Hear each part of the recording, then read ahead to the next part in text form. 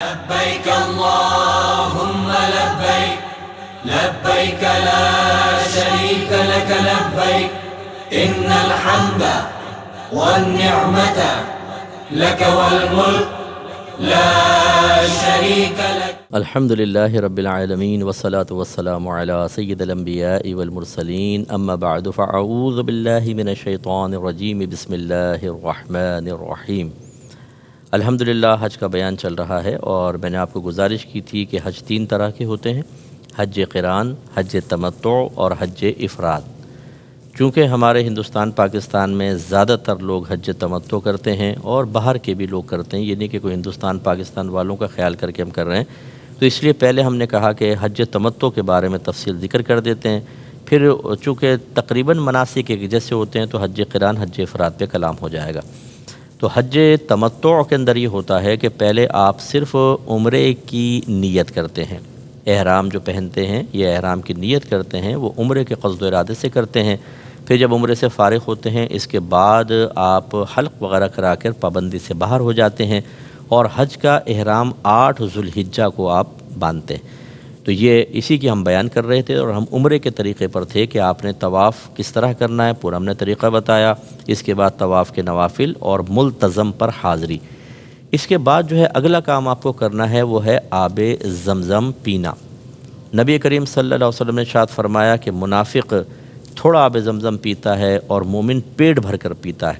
تو خوب جتنا آپ پی سکتے ہیں بشرطے کہ آپ کو پیشاب کا عارضہ لاحق نہ ہو، تو کیونکہ آپ کو جانا پڑے گا. ویسے ہی میں عرض کر دوں، ابھی میں اس کے مسائل بھی ذکر کرتا ہوں کہ سعی کے لیے باوضو ہونا لازم نہیں ہے، لیکن بہرحال اگر اس کے درمیان پیشاب کی شدت ہو گئی، جیسے بعضوں کے مثانے کمزور ہوتے ہیں، تو پھر آپ کو درمیان سے جانا پڑے گا اور رش بہت ہوتا ہے جا کر آنا. تو بہرحال اگر اس قسم کی کوئی مجبوری ہے تو آپ قلیل بھی پی سکتے ہیں ورنہ خوب پیٹ بھر کر پئیں.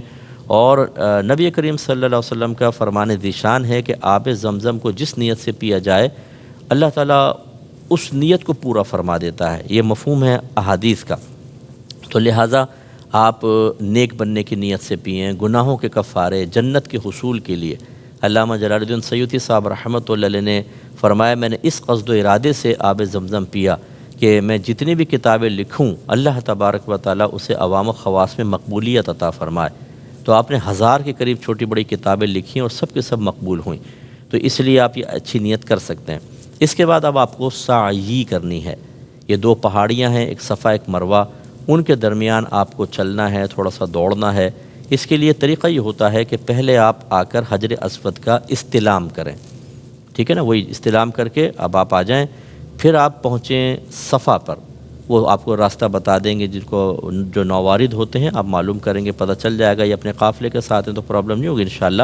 صفا پر آ کر تھوڑا سا اوپر چڑھ جائیں اور اپنا رخ کعبۃ اللہ کی طرف کر لیں اور وہاں پر آپ آ کر پھر سعی کی نیت کریں. نیت دل کے پختہ ارادے کو کہتے ہیں، لیکن الفاظ ادا کرنا چاہیں تو حج کی کتابوں میں لکھے ہوتے ہیں وہ کر لیں، لیکن حقیقتاً تو دل کے پختہ ارادے کا نام نیت ہے. لہٰذا آپ دل میں نیت کر لیں کہ اللہ تعالیٰ میں تیری رضا کی خاطر سعی کر رہا ہوں، اسے اپنی بارگاہ میں قبول فرما اور میرے لیے اس کو آسان کر دے. تو اب آپ نے پھر وہاں کھڑے ہو کر آپ دعا مانگیں، جتنی دعا اچھی دعا مانگ سکتے ہیں. جامع دعا اپنے گھر والوں کے لیے، دیگر لوگوں کے لیے، مسلمانوں کے لیے جنہوں نے دعا کے لیے کہا، کیونکہ مقام مقبولیت ہے. اس کے بعد اب آپ کو صفا سے مروہ کی طرف جانا ہے. یاد رکھیں 7 چکر ہوں گے، لیکن یہاں 7 چکر کا مطلب یہ نہیں ہے کہ صفا سے مروہ پھر مروہ سے صفا یہ ایک ہوگا. نو، صفا سے مروہ ایک چکر، پھر مروہ سے صفا دوسرا، تیسرا، چوتھا، پانچواں، چھٹا، 7واں. اس کا مطلب ہے 7واں چکر جو ہے وہ مروہ پہ ختم ہوگا، ذہن میں رکھیے گا.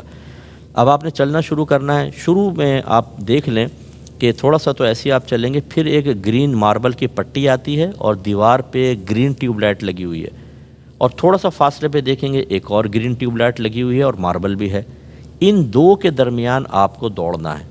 حقیقتاً مسعی یہ ہے، مسعی من دوڑنے کا مقام.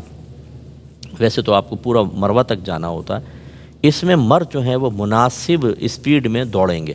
بہنوں کو نہیں دوڑنا، وہ نارمل چلیں گی، مرد دوڑیں گے. اب دیکھیں یہ ہے بی بی ہاجرہ رضی اللہ تعالیٰ عنہا کی سنت کہ حضرت اسماعیل علیہ السلام کے لیے پانی کی تلاش میں خاتون دوڑی تھی، لیکن عورتوں کے لیے منع ہے نبی کریم نے مردوں کے لیے، کیونکہ عورتوں کے لیے مناسب نہیں دوڑنا. تو مرد دوڑیں گے. تو یہاں سے دوڑیں وہ جب دوسری گرین لائٹ پہ پہنچیں تو بس پھر آپ دوڑنا موقوف کر دیں. اب آپ چلتے ہوئے نارمل مروہ تک پہنچیں گے. یہ ایک چکر پورا ہوا, وہاں پہ تھوڑا سا اوپر چڑھ کر کعبۃ اللہ کی طرف رخ کر دعا مانگیں. پھر وہاں سے پھر آپ چلیں گے مروہ سے صفا کی طرف. تو شروع میں کافی لمبا آپ کو چلنا پڑے گا. پھر وہی صورتحال آئے گی کہ گرین لائٹ, پھر آگے گرین لائٹ, اس کے درمیان دوڑیں گے, آپ پہنچ جائیں گے صفا پر.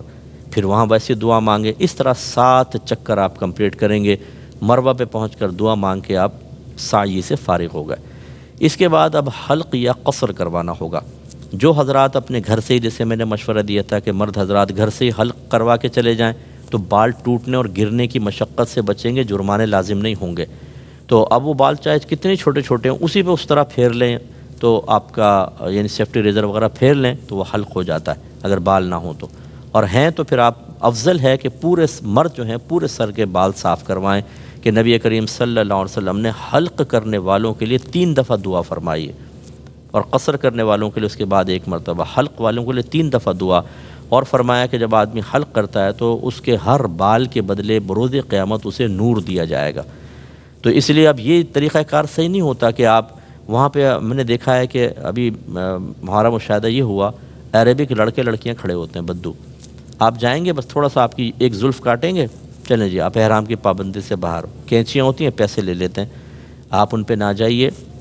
اچھی طرح یاد رکھیں, یہ پورے سر کے بال صاف کروائیں مرد, یا پھر اگر آپ قصر کرنا چاہتے ہیں, قصر کا مطلب سر نہ مڑوائیں, بال کٹوا لیں, تو پھر بھی کم از کم پورے سر کے 1 پورے کے برابر, پورے سر کے 1 پورے کے برابر بال ہر طرف سے کٹنا ضروری ہوتا ہے, اور یہ مشکل ہوتا ہے. یا کم از کم آپ سر کے 4 حصے کر لیں, جیسے یوں یوں, یہ جو 1 حصہ چوتھائی, اس کے سارے بال 1 پورے کے برابر کم از کم کٹنے چاہیے. تو اس لیے آسانی حلق میں. اور بہنیں جو ہیں ہماری, وہ بھی یوں نہ کریں کہ تھوڑی زلف پکڑی اور کاٹ لی, نہیں, ان کو اپنی بالکل چٹیاں جمع کر لیں, اور نیچے جو ہے وہ 1 پورے کے برابر پوری چٹیوں کو پکڑ کر کاٹیں, تاکہ پورے سر کے بال کٹیں, یا کم از کم 1/4 کے سر کے بال تو کٹیں. تو یہ اپنے بالوں کی آپ کو خیال نہیں کرنا کہ جی میرے بال بہت چھوٹے ہو جائیں گے اور بھی عمریں کروں گی, ابھی آپ فوراً بال کاٹیں, اللہ برکت دے گا. جب آپ نے یہ حلق, یہ قصر کر لیا تو آپ احرام کی پابندی سے باہر ہو گئے. اب آپ جا کے غسل وغیرہ کریں اور نارمل کپڑے پہن لیں. چونکہ ہم حج تمتع کا بیان کر رہے ہیں, لہٰذا اب آپ کو 8 ذوالحجہ تک مکۃ المکرمہ میں آرام سے رہنا ہے. اس دوران آپ درود پاک پڑھیں, نفل نمازیں پڑھیں, قضا نمازیں اپنی پڑھیں, مطالعہ کریں. اس کے علاوہ آپ نفلی طواف کر سکتے ہیں اگر پرمیشن مل جاتی ہے, اور عمرہ بھی کر سکتے ہیں اگر آپ اور عمرے کرنا چاہیں. لیکن اس کے لیے آپ کو کرنا ہوگا کہ آپ کو مسجد عائشہ جانا ہوگا, اور وہاں پر جا کر یعنی حدود حرم سے باہر نکلنا ہوتا ہے جو مسجد عائشہ میں ہے. مسجد عائشہ ہے, وہاں جا کے آپ احرام پہن کر عمرے کی نیت کر کے مزید عمرے بھی کر سکتے ہیں, اس کی گنجائش نکلتی ہے. اب یہ جو میں نے آپ کو پورے یہ عمرہ پورا ہو گیا, آپ 8 ذوالحجہ کا انتظار کر رہے ہیں, لیکن چند مسائل ذرا طواف اور سعی سے متعلق ذہن میں رکھ لیں. یہ میں پہلے بھی بیان کر سکتا تھا لیکن سلسلہ ٹوٹ جاتا ہے, اس لیے اب میں آپ کو گزارش کر رہا ہوں ذرا غور سے دیکھیں. دوران طواف کچھ کام حرام ہو جاتے ہیں, وہ آپ کو نہیں کرنے. مثال کے طور پہ بے وضو طواف کرنا, آپ کو باوضو طواف کرنا ہے. اور فرض کر لیں کہ اگر طواف کے دوران وضو ٹوٹ جاتا ہے تو آپ فوراً باہر جائیں, وضو کر کے دوبارہ آئیں. اب آپ یہ دیکھ لیں کہ اگر آپ نے کم از کم 3 چکر پورے کر لیے تھے تو, یا 4 چکر پورے کر لیے تھے للاکثر حکم الکل کے تحت, تو پھر تو آپ آگے ہی کنٹینیو رکھیں. لیکن 4 سے کم کیے تھے تو پھر نئے سرے سے آپ کو طواف اسٹارٹ کرنا چاہیے. لیکن بے وضو طواف کریں گے تو پھر اس کے اوپر جرمانہ عائد ہوگا, یہ اچھی طرح یاد رکھیں. اچھا, جو لوگ شرعی معذور ہوتے ہیں, جن کو بار بار قطرات آنے کے مسائل ہوتے ہیں, یا کسی بہن کو جیسے استحاضہ ہوتا ہے, بلیڈنگ ہوتی رہتی ہے مسلسل, تو ایسے لوگ جو ہیں وضو کریں اور طواف کریں. چونکہ ان کے ساتھ شرعی عذر ہے, آپ کا دوران طواف جو ہے وہ کوئی مسئلہ نہیں ہے, آپ اسی حالت میں طواف کر لیں, آپ کا کوئی مسئلہ نہیں ہوگا. لیکن جو لوگ جن کے ساتھ صحیح شرعی عذر نہیں ہے ان کو وضو کرنا لازم ہے. اس کے علاوہ دوسرے جو ہے کہ بڑی احتیاط چاہیے کہ حالت احرام میں ستر نہ کھل جائے. اب ہوتا یہ ہے کہ جو مرد حضرات ہوتے ہیں, یہ بعض اوقات خاص طور پہ جس کے پیٹ بڑا ہوتا ہے, وہ احرام پہنتا ہے تو وہ مرد کے لیے ناف کے سوراخ سے لے کر اور گھٹنوں کے نیچے تک کا حصہ بدن چھپانا فرض ہے. اب وہ ڈھلک جاتا ہے پیٹ سے, ناف سے نیچے تک کا حصہ نظر آ رہا ہوتا ہے, گناہ ہے. ایسے ہی جب ہم چلتے ہیں تو ذرا احتیاط کریں کہ ایسا احرام نہ پہن لیں کہ رانیں کھلی ہوئی نظر آئیں، گھٹنے اور رانیں، یہ بعض اوقات ہوتا ہے ہوا سے یا ویسے ہی مطلب یہ کہ کھنچ جاتے ہیں، اس میں بڑی احتیاط کرنی چاہیے، یہ دوران طواف بھی منع۔ اسی طریقے سے یاد رکھیں کہ بلا عذر ویل چیئر پر آپ نے اگر طواف کیا تو یہ گناہ ہے، اس میں دم لازم ہوگا، بلا عذر نہیں کر سکتے۔ اگر کسی کا عذر ہے، جیسے والدہ ہیں، بوڑھی ہیں، بیمار ہیں کوئی، ان کو آپ ویل چیئر پہ کروا رہے ہیں ایک الگ بات ہے، لیکن صحت مند آدمی نے سوچا چلو یار میں ہی ویل چیئر پہ بیٹھ کے مزے کر کے کسی کو پیسے دے کے کروا لوں، ایسا نہیں کر سکتے ہیں، اچھی طرح ذہن میں رکھیے۔ اسی طریقے سے حتیم جو ہے، وہ حتیم کہتے ہیں وہ باؤنڈری وال آپ نے وائڈ دیکھی ہو، دوران طواف آپ حتیم کے اندر سے نہیں گزر سکتے، اس کے باہر سے گزریں گے، اگرچہ وہ کعبۃ اللہ کا، چونکہ وہ کعبۃ اللہ کا حصہ ہے، وہ رہ گیا تھا تعمیرات سے اور نبی کریم نے اسی حیات پر اس کو قائم رکھنے کا حکم دیا، اس لیے اس کے اندر سے نہیں نکلیں گے بلکہ اطراف سے نکلیں گے۔ اور اسی طرح اگر 7 چکروں سے کم آپ نے طواف کر کے چھوڑ دیا، 5 چکر کر کے چلے گئے تو آپ گناہ گار ہوں گے، کیونکہ 7 چکر کم از کم ہوں گے۔ اور مکروہ کام جو دوران طواف ہیں وہ بھی ذرا ذہن میں رکھیں، فضول گفتگو کرنا، خواہ باتیں تبصرہ، وہ دیکھ فلاں، وہ دیکھ چائنا والے، وہ ملائیشیا والے، ارے بھائی آپ اللہ کی بارگاہ میں کھڑے ہوئے ہیں، اللہ کی رحمت خصوصی طور پہ آپ کی طرف متوجہ، اس طرح کی فضول باتیں کرنے کا کیا فائدہ۔ اور اسی طریقے سے کوئی ایسی الٹی سیدھی حرکتیں جیسے سیلفی بنا رہے ہیں، اچھا بعض لوگ کہتے ہیں کہ وہ گھر میں کال ملا لیں گے، ویڈیو چلا دیں گے، دیکھیں وہ کعبۃ اللہ یہ، ارے بھائی یہ اللہ کی طرف متوجہ ہونے کا وقت ہے، یہ اپنے گناہوں کو یاد کرنے کا وقت ہے، یکسوئی سے عبادت کریں۔ یہ کیا آپ نے ایک اور آدمی کو انٹر کر لیا اس میں اور وہ سارا وہ مطلب آپ کی یکسوئی تو ختم ہو گئی، اس لیے پوری یکسوئی کے ساتھ کریں، یہ مکروہ ہے، گناہ نہیں ہے لیکن مکروہ ہے۔ اسی طریقے سے ناپاک کپڑوں میں اگر طواف کیا تو مکروہ ہے، طواف ہو جائے گا لیکن کراہت کے ساتھ ہے۔ یوں ہی ہم نے آپ کو بتایا کہ رمل یا اجتباء مرد کے لیے سنت ہے، اس کو ترک کرنا بلا عذر یہ بھی مکروہ ہوتا ہے۔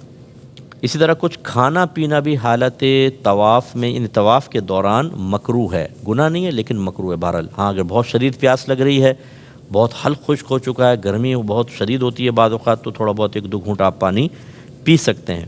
اسی طرح اگر پیشاب وغیرہ کا غلبہ ہے تو طواف جاری رکھنا خلاف سنت مکروہ ہے۔ اور آوارہ نظری بھی مکروہ ہے۔ آوارہ نظری کا مطلب دائیں بائیں دیکھنا، نئے نئے چہرے ہوتے ہیں، پوری دنیا سے لوگ آئے ہوتے ہیں، کہیں چائنا سے، جاپان سے، ملائیشیا سے، ایران سے، عراق سے، تو وہ آدمی دیکھتا رہتا ہے چہرے، عمومی طور پہ میں نے دیکھا ہے کہ وہ پھر یکسوئی نہیں رہتی، آوارہ نظری نہیں ہونی چاہیے، اپنی توجہ صرف اللہ کی طرف رکھیں۔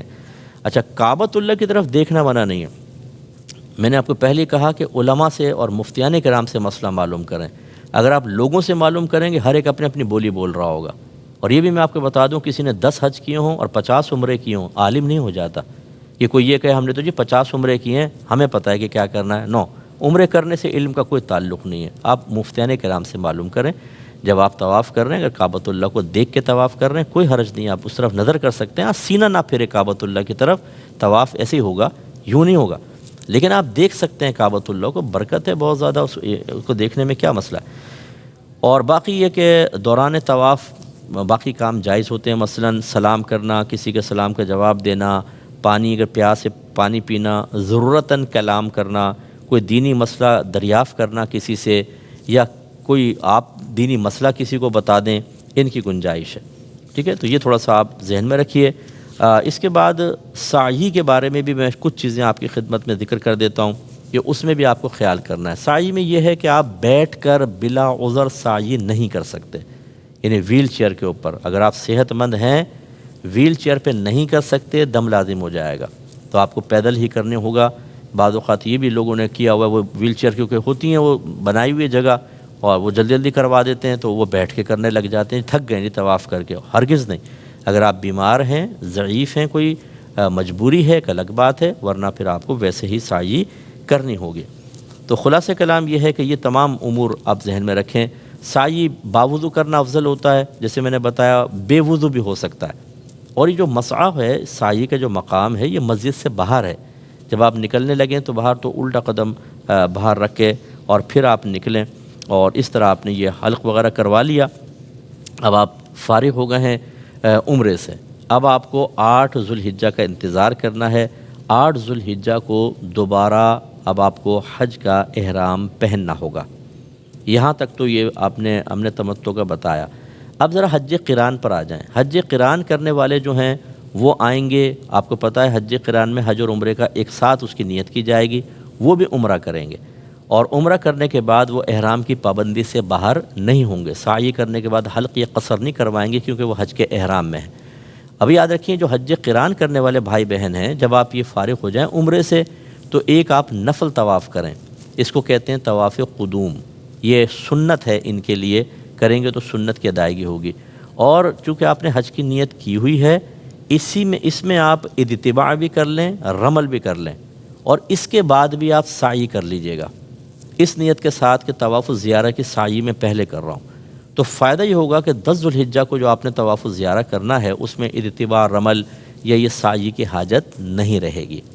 باقی اب آپ نے جیسے اب یہ حج قران کرنے والوں نے عمرہ کیا، طواف قدوم کر لیا، اس میں وہ سعی وغیرہ بھی ہو گئی، یہ بھی 8 ذو الحجہ تک ویٹ کریں گے۔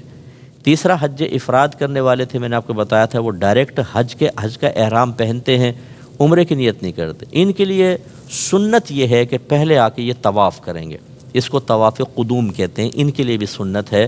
اور یہ چونکہ حج کی نیت سے احرام پہنا ہوا ہے، اسی طواف قدوم میں اتباع، رمل اور اسی طرح سعی کر لیں تو پھر ان کو طواف الزیارہ کے بعد کرنے کی حاجت نہیں رہے گی۔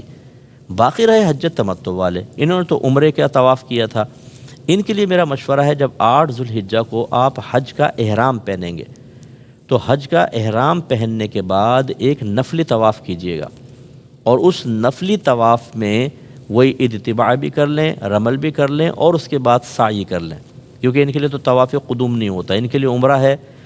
حج قران والوں کے لیے عمرہ اور طواف قدوم، حج افراد والوں کے لیے صرف طواف قدوم میں، عمرہ تو ہوتا نہیں۔ تو یہ جو حج تمتع کرنے والے ہیں، آپ نے کیا کرنا ہے کہ 8 ذو الحجہ کو جب حج کا احرام آپ پہن لیں، نیت کر لیں، تو پھر آپ ایک نفلی طواف کر لیں، اور اس میں آپ اتباع، رمل اور سعی کر لیں، تو پھر آپ کو طواف الزیارہ کے بعد وہ ارکان نہیں کرنے ہوں گے۔ اچھا یہ کیوں کر لیں؟ یہ اس لیے کر لیں کہ 10 ذو الحجہ کو سارے لوگوں نے ایک بڑا رکن ادا کرنا ہے، اور وہ ہے طواف الزیارہ۔ اگر 25 لاکھ حاجی ہیں تو ان کا قصد و ارادہ ہوگا کہ ہم یہاں پہ کر لیں، رش کا عالم کیا ہوگا آپ اندازہ کریں۔ اس وقت آپ کو یہ مشورہ بہت ہی نفع دے گا اور آپ کے لیے آسانی پیدا کرے گا۔ اللہ تبارک و تعالیٰ سے دعا ہے کہ ہم سب نے جو کچھ سنا اس کو ذہن میں محفوظ رکھنے کی توفیق عطا فرمائے، آمین۔ وآخر دعوانا ان الحمد للہ رب العالمین۔